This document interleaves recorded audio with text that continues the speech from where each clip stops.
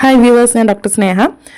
നമ്മൾ week by week പ്രഗ്നൻസിയിൽ എന്തൊക്കെ കാര്യങ്ങളാണ് ശ്രദ്ധിക്കേണ്ടത് എന്നതിനെ പറ്റിയുള്ള ഒരു ജേണി എന്ന് തന്നെ പറയാം. അങ്ങനത്തെ വീഡിയോസാണ് ചെയ്യുന്നത്.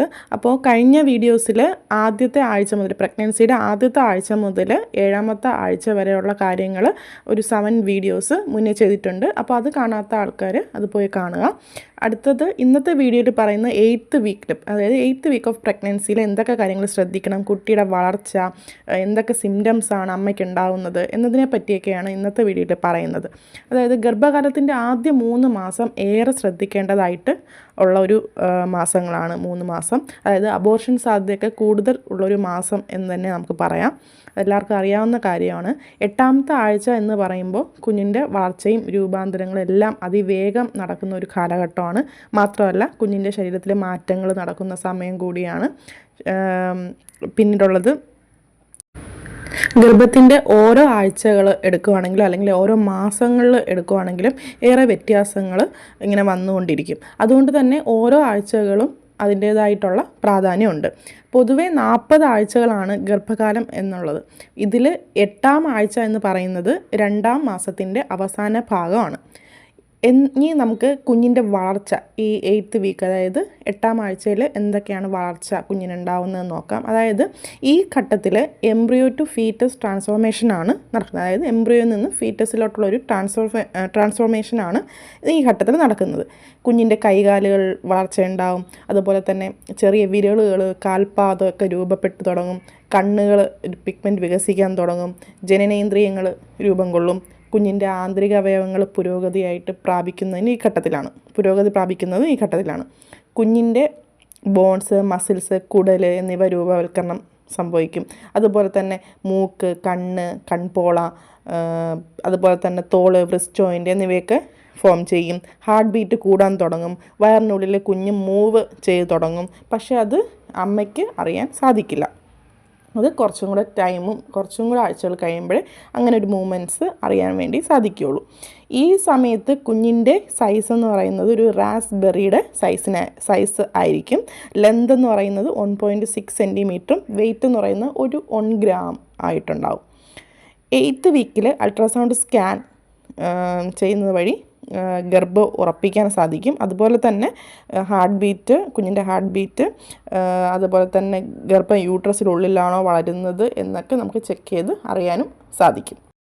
ഇനി 8ാമത്തെ ആഴ്ചയിൽ എന്തൊക്കെയാണ് ലക്ഷണങ്ങൾ, അതായത് ഗർഭിണികൾക്കുണ്ടാകുന്ന ലക്ഷണങ്ങൾ എന്തൊക്കെയാണെന്ന് നോക്കാം. അതായത് ചിലർക്കെങ്കിലും ചൂട് സഹിക്കാൻ പറ്റാത്ത ഒരവസ്ഥയുണ്ടാവും.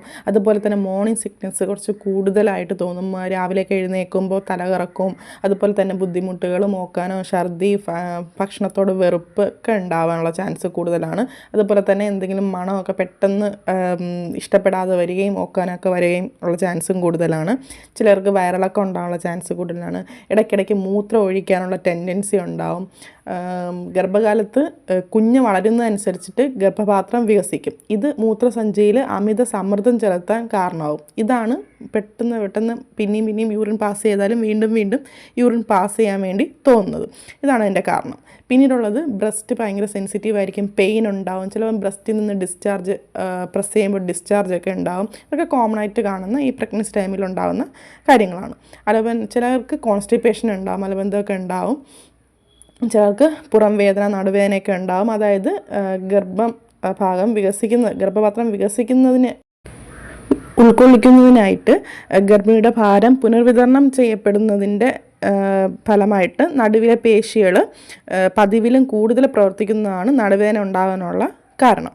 അപ്പോൾ ഇതുകൊണ്ട് തന്നെ ചിലർക്ക് ഭയങ്കരമായിട്ടുള്ള പുറം വേദന, നടുവേദനയൊക്കെ ഉണ്ടാവാറുണ്ട്. അപ്പോൾ അങ്ങനെയുള്ള സാഹചര്യത്തിൽ ഇപ്പോൾ ഇരിക്കുമ്പോഴൊക്കെ ജസ്റ്റ് ഒരു പില്ലോ ഒക്കെ സപ്പോർട്ട് കൊടുത്തിട്ട് വേണം ഇരിക്കാൻ. അതുപോലെ തന്നെ ഇരിക്കുമ്പോഴും ഒക്കെ പെട്ടെന്ന് ചാടി വീണ് എണീക്കാതിരിക്കുക. പതുക്കെ ഇരുന്ന് എണീക്കുക അല്ലെങ്കിൽ ഇരിക്കുക ഒക്കെ ചെയ്യുക. നേരത്തെ പോലെയല്ല, ഒരു ഗർഭകാലം തുടങ്ങുമ്പോൾ ഇതൊക്കെ കാര്യങ്ങൾ ശ്രദ്ധിക്കേണ്ട കാര്യങ്ങളാണ്.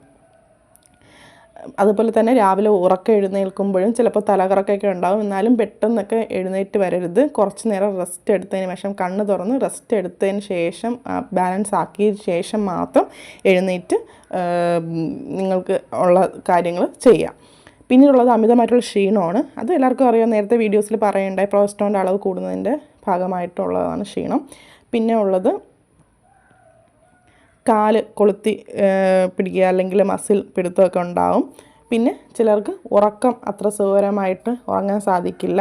പിന്നെ അത് കാരണമെന്ന് വെച്ച് കഴിഞ്ഞാൽ പലതരം സിംറ്റംസ്, അതായത് നേരത്തെ പറഞ്ഞ സിംറ്റംസിൻ്റെയൊക്കെ കാരണങ്ങൾ കൊണ്ട് തന്നെ നടുവേദനയോ അല്ലെങ്കിൽ ഛർദിലോ ഒക്കെ കൊണ്ടിട്ട് നന്നായിട്ട് ഉറങ്ങാൻ പറ്റാതെ വരും. ഇതൊക്കെ പ്രഗ്നൻസിയിൽ കോമൺ ആയിട്ട് കാണുന്ന ലക്ഷണങ്ങളാണ്. ഇനി പറയുന്നത് എന്തൊക്കെ കാര്യങ്ങൾ ഈ ഘട്ടത്തിൽ ശ്രദ്ധിക്കണം എന്നുള്ളതാണ്. അതായത് ഇറുകിയ വസ്ത്രങ്ങൾ കഴിവതും ഒഴിവാക്കുക, കോട്ടൺ ആയിട്ടുള്ള വസ്ത്രങ്ങൾ ഉപയോഗിക്കുക. ഇപ്പോൾ സ്തനങ്ങളൊക്കെ വളരുന്നത് കൊണ്ട് തന്നെ ബ്രാ ഒക്കെ മാറ്റി ലൂസായിട്ടുള്ള ബ്രാ ഒക്കെ ഇടാൻ ശ്രമിക്കുക. അമിതമായിട്ടുള്ള ജോലികൾ ഒഴിവാക്കുക. പെട്ടെന്ന് എഴുന്നേൽക്കുക, നേരത്തെ പറഞ്ഞ പോലെ തന്നെ പെട്ടെന്ന് എഴുന്നേൽക്കുകയും ഇരിക്കുന്നതും ഒഴിവാക്കുക. പിന്നെ ഫുഡിൽ കൂടുതൽ നമ്മൾ ഫൈബേഴ്സും ഒക്കെ ഉൾപ്പെടുത്തുക. അതുപോലെ തന്നെ പാല്, മുട്ട, തൈര് ഇതൊക്കെ ഉൾപ്പെടുത്തുക. പച്ചക്കറികൾ ഉൾപ്പെടുത്തുക, പച്ചിലക്കറികൾ ഉൾപ്പെടുത്തുക. അതുപോലെ calcium, iron, folic acid, zinc അടങ്ങിയിട്ടുള്ള ഭക്ഷണങ്ങളൊക്കെ ഉൾപ്പെടുത്തുക. അതിൻ്റെ കൂടെ തന്നെ ധാരാളം വെള്ളം കുടിക്കേണ്ടതും അത്യാവശ്യമാണ്. പിന്നെ ഉള്ളത് ശ്രദ്ധിക്കേണ്ടത് ഫുൾ കുക്ക്ഡ് ആയിട്ടുള്ള മീറ്റ് മാത്രം കഴിക്കാൻ ശ്രമിക്കുക. ഉപ്പും മധുരമൊക്കെ കൂടുതൽ കഴിക്കാതിരിക്കുക. കാരണം ഈ ടൈമിലൊക്കെ BP-യുടെ പ്രശ്നങ്ങളോ അല്ലെങ്കിൽ ഡയബറ്റിക് ആവാനൊക്കെ ചാൻസ് കൂടുതലാണ്. അപ്പോൾ അതുകൊണ്ട് തന്നെ അത് പ്രത്യേകം ശ്രദ്ധിക്കുക. പിന്നെ കാർബണേറ്റഡ് ഡ്രിങ്ക്സ് ഒഴിവാക്കുക. പിന്നെ നിങ്ങൾ പറഞ്ഞ ഡോക്ടർ എഴുതി തന്നിട്ടുള്ള മെഡിസിൻസ് കറക്റ്റായിട്ട് തന്നെ ഫോളോ ചെയ്ത് കഴിക്കുക. അതിലൊന്നും ഒരു മാറ്റവും വരുത്തരുത്. അപ്പോൾ ഇതൊക്കെയാണ് പ്രധാനമായും 8ാമത്തെ ആഴ്ചയിൽ ശ്രദ്ധിക്കേണ്ട കാര്യങ്ങൾ. അപ്പോൾ എല്ലാവർക്കും വീഡിയോ മനസ്സിലായി എന്ന് കരുതുന്നു. അടുത്ത 9th വീക്കിൽ എന്തൊക്കെ കാര്യങ്ങൾ ശ്രദ്ധിക്കണം കുട്ടിയുടെ വളർച്ച എന്നതിനെ പറ്റി അടുത്ത വീഡിയോയിൽ പറയുന്നതാണ്. അപ്പോൾ എല്ലാവർക്കും വീഡിയോ മനസ്സിലായി എന്ന് കരുതുന്നു. താങ്ക്